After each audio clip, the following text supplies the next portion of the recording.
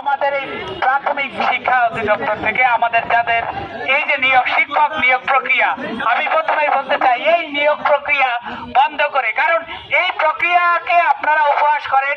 শুধু অনেক সময় বলেন প্রিলি পাস করেই যে শিক্ষক হয়, এ কেমন শিক্ষক।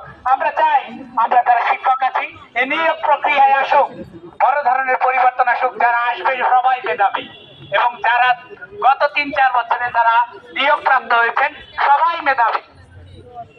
শিক্ষা জাতির মেরুদণ্ড শুধু কথায় আর মুখে বলে বলে আপনারা কাগজ ভরে ফেলতেছেন, অথচ বাস্তবে তার কোনো প্রমাণ নাই। শিক্ষক যদি মানসম্মত শিক্ষা চান সবার কাছ থেকে, তাহলে মানসম্মত তাদের সুযোগ সুবিধা দিতে হবে। সেই মানসম্মত সুযোগ সুবিধা দেওয়ার পরেই তাদের কাছ থেকে মানসম্মত শিক্ষা আশা করা উচিত।